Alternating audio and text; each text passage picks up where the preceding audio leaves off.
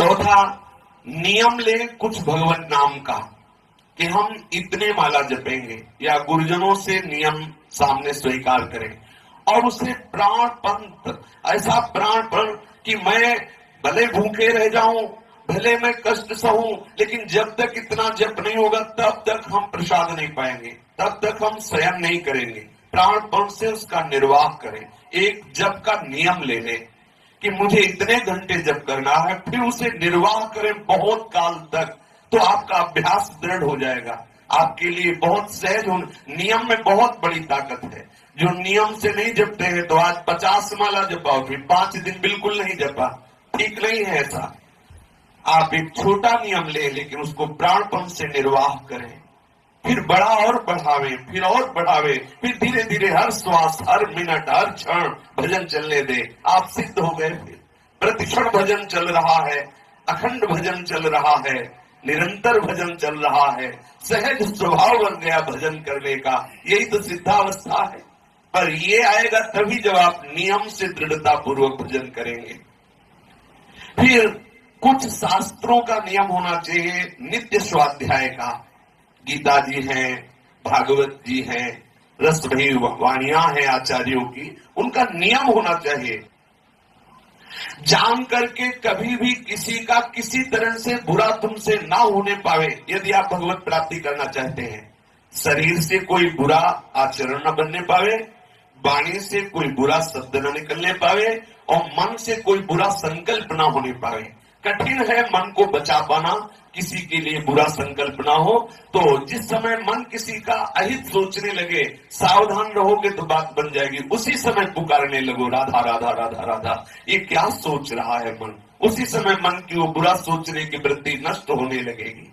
मन से भी हम किसी का बुरा ना सोचे, तन से हम किसी का बुरा ना करें, वचन से भी हम किसी को बुरा ना बोले। अगर हम ऐसा आचरण करेंगे तो बहुत शीघ्र हम प्रभु के सुमिरन में मगन हो जाएंगे। फिर है, जहां तक हो सके झूठ बोलने से बचे उपासक। कुछ लेना देना नहीं, फिर भी झूठ बोल रहे हैं, क्यों? अरे सत्य मार्ग में चल रहे हैं तो थोड़ा संभल के बोलो। क्या जरूरी है झूठ बोलना? अगर हमारी बात सत्य बोलने से बन रही तो हम झूठ क्यों बोले? और किस लिए, क्यों भय? कौन सी बात का भय? हम झूठ क्यों बोले? झूठ से हमारा व्यवहार पुष्ट होगा। अगर हम सत्य बोल देते हैं व्यवहार नष्ट होता। अच्छा ही तो हुआ श्री जी के भजन में एकांत अवसर मिलेगा। साधक को चाहिए कि सत्य बोलने का स्वभाव रखे। फिर कह रहे हैं कि किसी को भी, जो पुरुष साधक हो वो स्त्री शरीर, किसी भी स्त्री को जो स्त्री साधक हो पुरुष शरीर को कभी भी सुंदरता के आरोप भाव से न देखे कि बड़ी सुंदर स्त्री है या बड़ा सुंदर पुरुष है। कहां जहां ऐसी भावना आई तो वहां काम भाव जागृत हो जाता है। स्त्री साधक को अधिक समय तक पुरुष संयोग में नहीं रहना चाहिए, पुरुष दर्शन से भी बचे। एक बार दृष्टि चली जाए भगवत भाव से प्रणाम करके दृष्टि नीचे कर लो। ये माया का आकर्षण ऐसा है, कोई कितना भी बड़ा बुद्धिमान विद्वान हो, कितना भी बड़ा साधक हो, अगर ऐसी दृष्टि रखेगा तो उसे अंततो गत्वा विनाश ही होगा। जो इनकी संगति करे अंत होए वो नाश, ये आचार्यों के वचन है। जो पुरुष साधक है वो स्त्रियों की तरफ अचानक दृष्टि चली जाए तो प्रणाम करे, दोबारा सुंदरता का अवलोकन न करे। जो चाहे आपन कल्याणा, सुजस सुमत शुभ गति शुभ नाना, सो पर नार लीलार गुसाई तजो चौथ के चंद। इसे जीवन में उतारा जाए।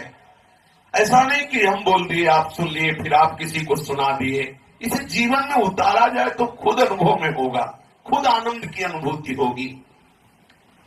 किसी की किसी भी तरह से निंदा नहीं करना, ये महापुरुषों के सिद्धांत बताए हुए। यदि सिद्धांत पे चलेंगे तो निश्चित नवधा भक्ति का हमारे हृदय में प्रादुर्भाव हो जाएगा।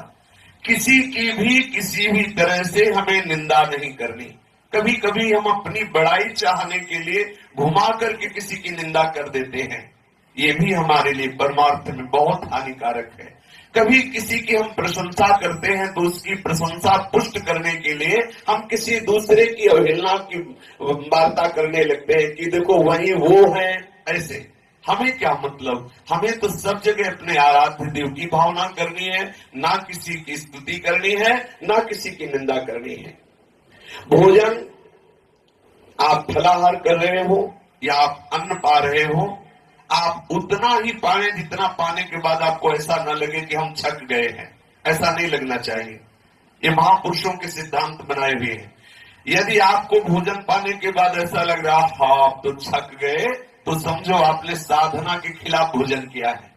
उतना भोजन होना चाहिए, पाने के बाद ठीक है क्षुधा निवृत्ति हो गई, लेकिन ऐसा नहीं प्रतीत हो रहा। अभी अगर आपको और पवाया जाए तो आप पा सकते हैं, इतना पाना चाहिए।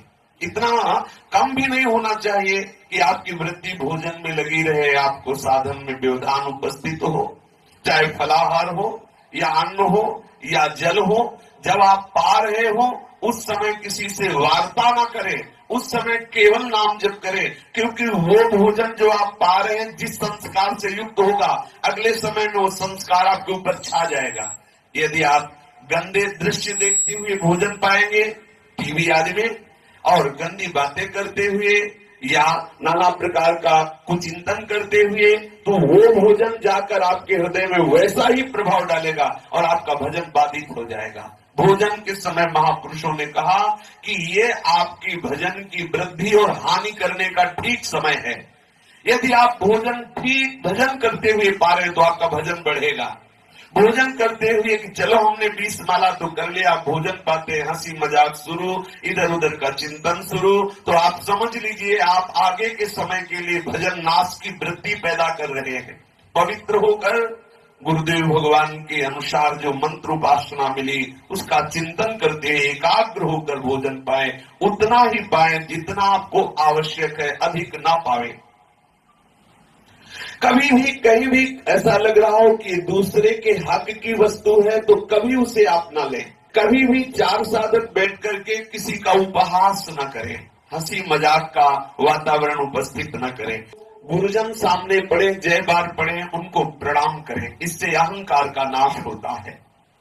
सब जीवों में ये देखें कि हमारे आराध्य देव जो सिंहासन में विराजमान है वही सब जीवों में विराजमान है। ऐसी भावना से